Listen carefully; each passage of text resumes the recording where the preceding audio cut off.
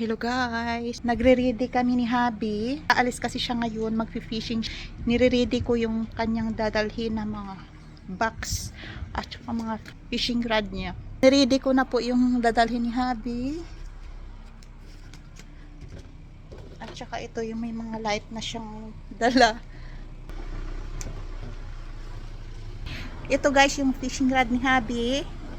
Dadalhin ko na sa car. Lagay ko na dito. Ready ko na. Nandun na lahat pa sa loob. Ito may mga box. Sana mapuno yan mamaya. Hopefully mapuno. Hopefully daw mapuno yung box na yan ng isda. Wow. May mga pain pa. Doon pa sa buwan. Yan. Kukuha pa siya ng pangpain. Kasi yung tinatarget nila mga snapper, isda, at saka mga makaril. Itong pangpain niya guys, oh. Yan, alis na siya. Ganyan dito sa New Zealand, kailangan masipag, tiyaga ka lang sa pag-fishing para malibre yung ulam at makakain ng priska na isda. Si Habi lang ang alis guys kasi walang kasama dito ang mga anak. Kaya maiwan muna ako dito.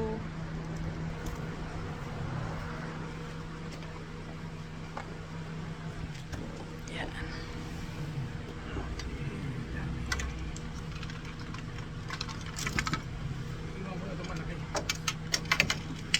Ay, malaki iwan mo? Oo. Ilan ang dala mo? Dalawa. Dalawa ang fishing rod dala niya. Kasi tatlo yan. Yan, ipasok ko na lang dito guys yung isa kasi ayaw niya dalhin. Meron namang naiwan na dalawa. Dalhin niya. Bye! Ingat pa! Sana makarami ka, ana. Sana makarami ka ng isda. Ingat! Bye-bye. Bye! Aga na siya dumating. Anong oras na? Grabe! Ang laki! Ang laki guys! Ang nahuli! Oh, tingnan niyo! Dami pala makaril sa. Oh, dami ko nakuha eh. Tingnan mo! Bigay ko karil sa akin.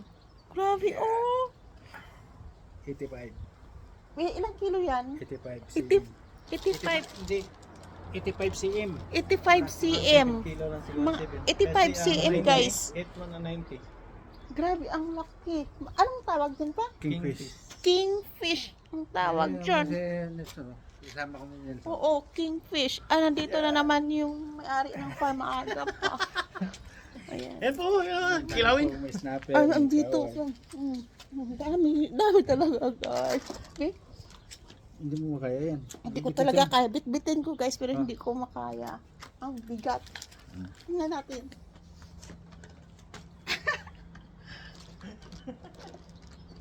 Wow, grabe ang bigat guys. Tingnan mo.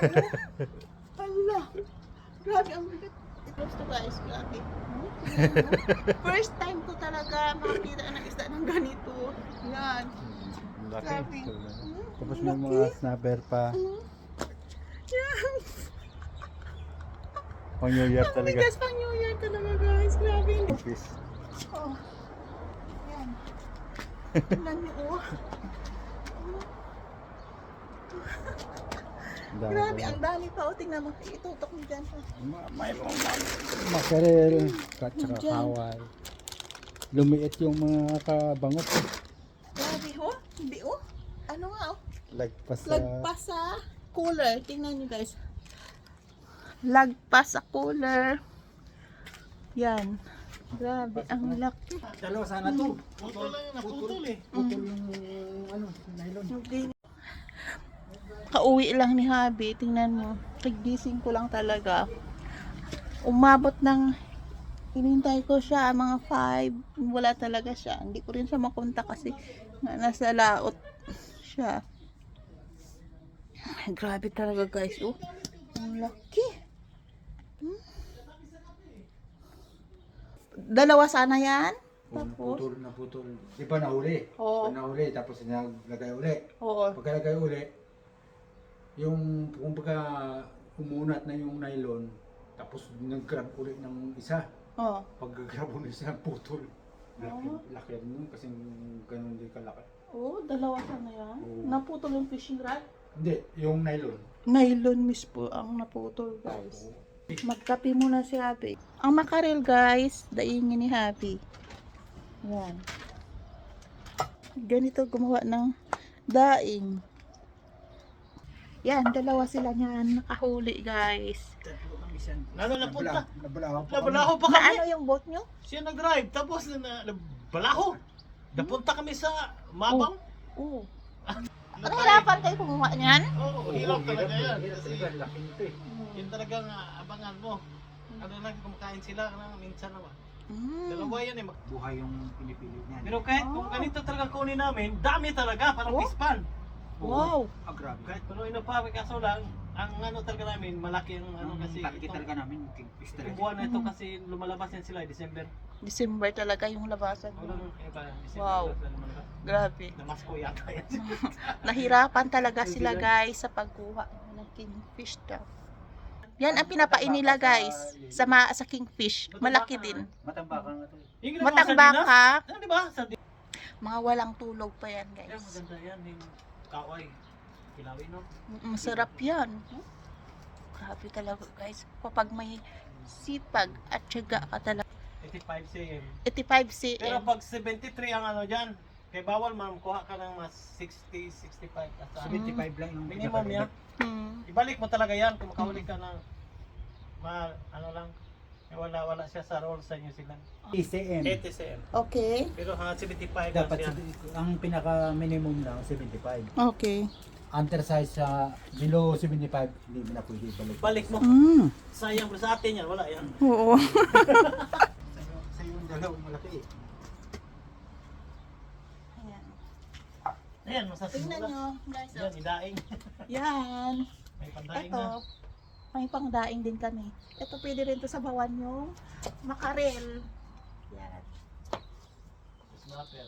Pulahan sa atin. Tawag na sa atin yung pulahan. Wala. Oh. Maya-maya? Oo, maya-maya. Pero ang tawag na sa atin, ano yan? Yan ang tawag sa atin. Grabe talaga. Ang laki, ang daming isda namin ngayong New Year. O, diba? Panalo na kami dyan, guys, sa kingfish pa lang. Yan. Kumuha ang kumpare namin ng pipino kasi sa farm niya marami doon. Simula nung dumating kami dito, hindi pa kami nakakilaw kasi wala pang isda. So ngayon, napakaraming isda. Guys, inihaw namin ngayon yung snapper. Guys, yung daing namin. Oh. Yan. Guys, ito na yung aming daing. Wow. Wow, ito na guys yung aming daing. Oh. Ang sarap naman. Sus, napakasarap ng aming daing, guys. Aming kilawin na napakasarap. At saka ito yung snapper na inihaw. Marami ng isda dito sa New Zealand. Ito yung snapper. Wow, mantika pa, guys, oh. Ang taba. Fresh na fresh. Kain tayo.